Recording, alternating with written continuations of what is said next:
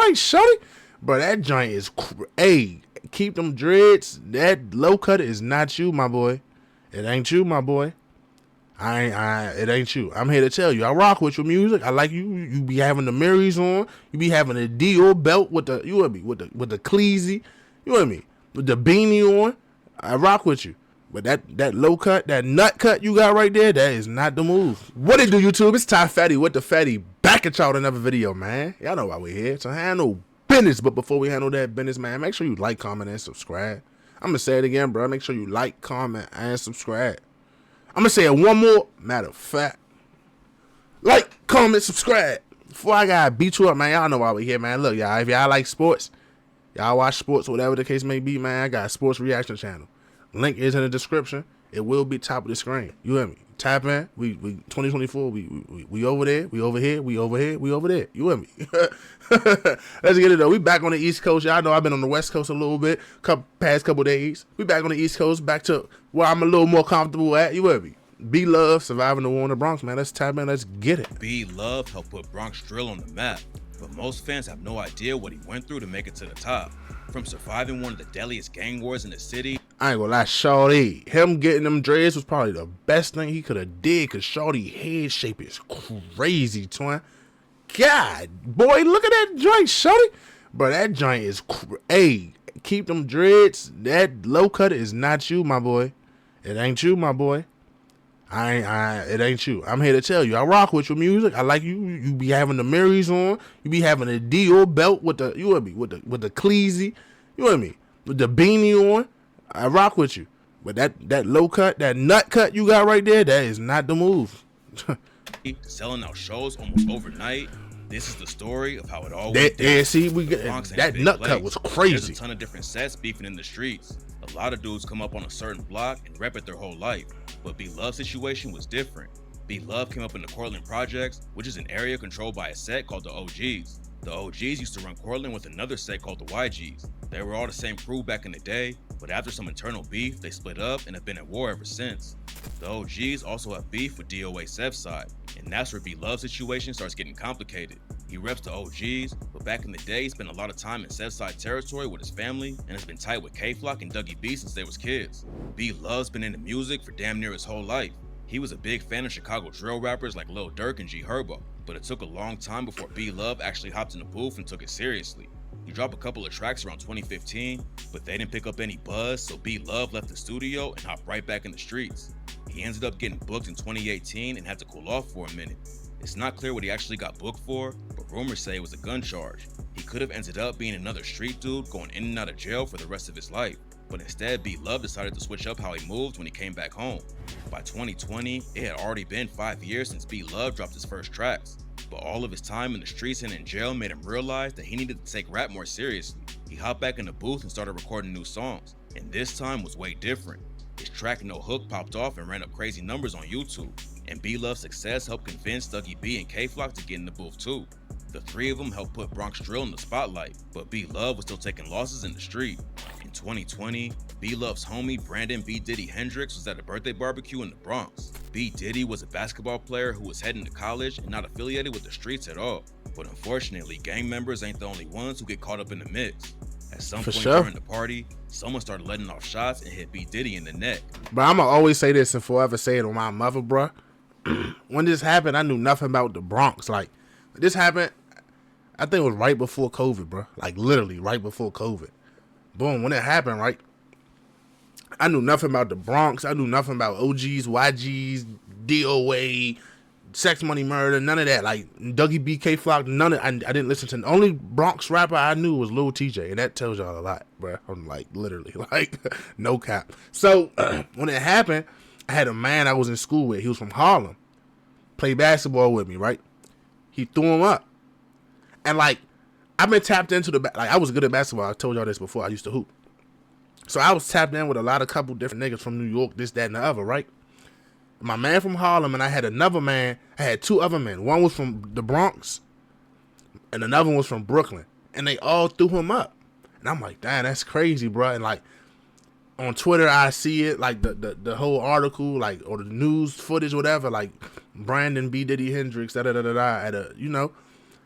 And now it all ties into what I be listening to now, like what I be watching, reacting to, bro. That shit crazy. But I swear to God, in 2019, like right before COVID, bro, this shit happened. Not right before, but like the summer before COVID. I think that happened that summer before COVID. And it just ties. I just vented, y'all. My bad. But it just ties into everything, bro. That shit crazy. The police said he wasn't the target and was just in the wrong place at the wrong time. And B. Diddy tragically died on the scene. His death made B Love want to go even harder in the booth, and he shouted B Diddy out on the track If You Know, You Know when he raps, "Bitch, it's OGs or no G's. Hop out and I oot like Ginobili. Rest in peace Diddy, he clutched like he Kobe." B Diddy didn't bang a set, but that ain't stopped B Love's ops from dissing him.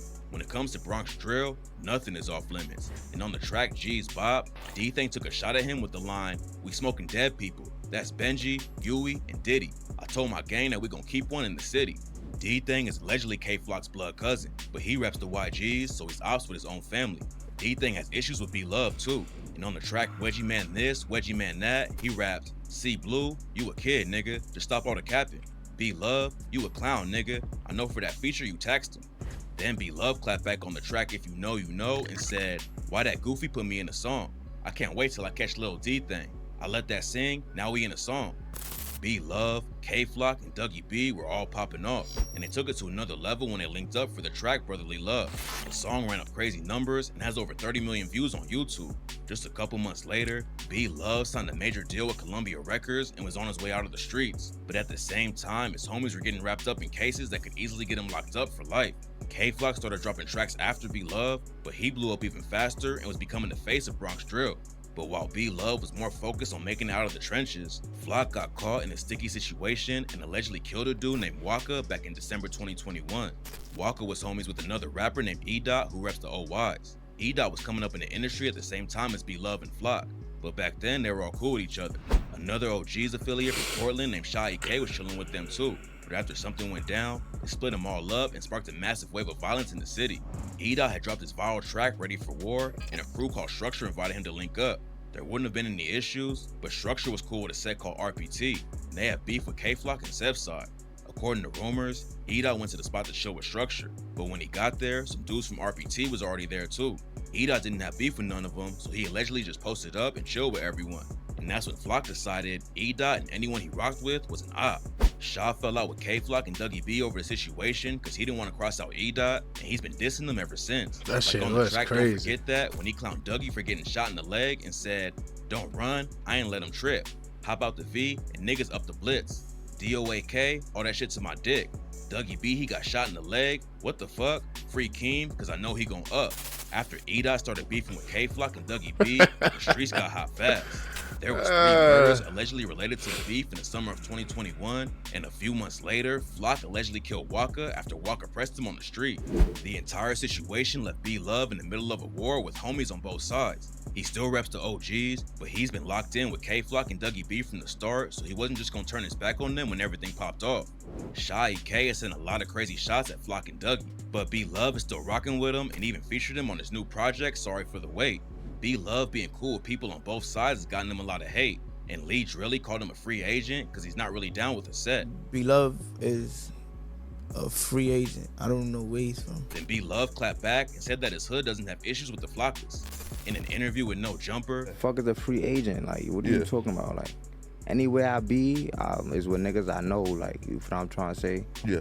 Nigga, like I said, nigga, my mom used to live over there. Like, Yeah, absolutely. you feel what I'm trying to say? I grew up with niggas. Like, I went to school with niggas, knew niggas since, for me, bro, 10 years old, 8 years old. but B Love ain't just focused on street politics in the Bronx. He's trying to take his career global. Last year, I seen it was like an interview or something with B Love, and he was like, bruh, he was basically like, the reason that he ain't pick a side is because nigga, he niggas can't make him pick a side. And I'm like, shit, I'm with you. You with me? Now I get what people saying, like, it ain't really like, man, look, at the end of the day, bruh, K-Flock and them know what's going on with B Love. The OGs know what's going on with B Love. B Love will tell you he OGs. It ain't no, he not DOA, he not Sevside, he OGs. But he been knowing them since a kid. And he was like, bro, once he said out his mouth, he was like, once they started beefing, bro, nigga, he not picking no side, bro. He cool with both of them, and the nigga can't make him pick a side. So it's like, he was like, I think he also was like, If one of them would have tried to make him pick a side, he just would have stopped fucking with him. Straight up. And I feel that, bro. No cap. Like, if my man start beefing with my other man, and like, it's not a, like, my man start beefing with my other man, and I'm still cool with both of them, bro. I'm not about to turn my back on this man because this other man said so, bro. You can't make me pick no side, bro. You can't make me cut off nobody. I'm a grown ass man. You and me. I feel that, bro. And people be trying to clown him, talking about he a free agent, he flip flopping. Nah, bro, he just stand on shit. He cool with both of them, bro. He don't got nothing to do with none of that shit.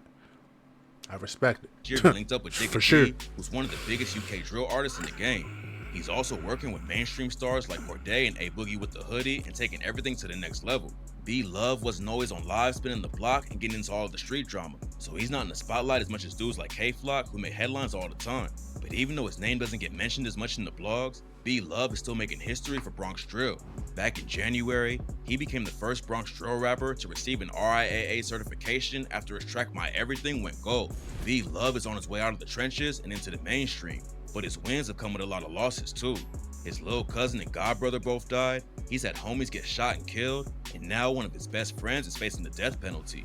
While Flock was already locked up for allegedly killing Waka, he got hit with a RICO indictment that included 7 other alleged members of Sev's side and Third side. According to the indictment, K-Flock took shots at the ops in June 2020 and November 2021, and the feds are already offering his homies deals so they'll flip and help put him away. Flock's homie Sticky said they try to get him to talk or said he'll be facing 30 years, but it looks like he's staying solid and holding it down. A few weeks ago, Flock hopped on IG to write a message to his fans about the situation. He let everyone know that he has a good heart, but he's been hurt from everything that happened to him in the past, and that he's struggling even more now after losing 2 homies to gun violence while he's been locked up. K-Flock has always been one of the wildest dudes in the Bronx, but he recently announced that he wants to change everything and is starting to stop the violence campaign to help put an end to all the death and violence happening in the city. It's not clear if Flock will ever see daylight again, but B Love is holding it down in the industry right now. He's already made history once for Bronx drill, and it don't look like anything is gonna slow him down. Nah, shout out B Love though. You know me. He doing what he's supposed to do, bro. He made it out, getting out. Like, that's what I understand. Like, and they was young as like, when B Love and K Flock and all them, Dougie B and Shaggy K, they was youngins. Like, they was probably like 20, 21. If that. Feel me? 18, 19. So it's, of course they don't got the mindset of, bro, let me go ahead and make this money, get out the hood, move my people out the hood. But shit, that was the ultimate downfall for K Flock. And I think he gonna beat that, bro. I ain't gonna lie. He gonna beat that body, bro. It was self-defense, 100%. I don't know why it's a drawn out process. I don't know why they try to make it something it wasn't, bro. Shawty, the other bruh from OI was clutching. K Flock up first and shot him, bro. Self-defense, period. I don't care if they try to hit him with a gun charge. Okay. He gonna beat that body. The Rico, I don't know. But that was his demise, bro. K Flock was lit already, bro. Like, he was lit. Like, he could have easily moved out. He could have easily moved to Jersey. He could have easily, you and me, moved upstate. He was still in the trenches. I understand it, but it's like, damn, cuz you got other people relying on you, bro, to put food in their mouth. Your mother, you and me, better situation for her. I don't know if you got siblings or what, but feel me? I don't know, bro. Shit. I really feel like, if I'm being honest, a lot of these youngins from the New York looked at that K Flock situation like, hold up, bro, I gotta move a little different. Oh, God, because K Flock was the face of that shit, bro. It was no cap. No cap. And then after K Flock got locked, D-Thing got locked, and them two was really like the faces of Bronx drill. With a sprinkle of little Shaggy K in there, but them two was really the faces. And once they got locked up, a lot of them niggas started moving a little different. I promise. No cap. It wasn't as turn as it was. Now, when they was out, like, I caught it on the back end of that whole, when K Flock, all that, I caught it on the back end. Like, the back end. Like, I caught it right after that incident with Wu Lottie. I caught it right after that. And they was turned. When I'm telling you, lives every day, they was lit, boy. That shit was like Iraq, Afghanistan, Bronx, Afghanistan. I swear to God. But that shit turned down. But nah, B Love doing what he's supposed to do, bro. Making that money, getting out the way, bro. As you should. I tell you all the time, bro. Only thing to do in life is to make some money and be out the way, bro. I don't like being in the mix. Being in the mix ain't good for nobody. And I don't see how people like being in the mix. I don't know why people want to be in the mix, but I guess everybody different. But me, I'm trying to make this money on and stay out the way. Kicking my feet up, play my game, play PS5, hit my gas, you and me, and cool it.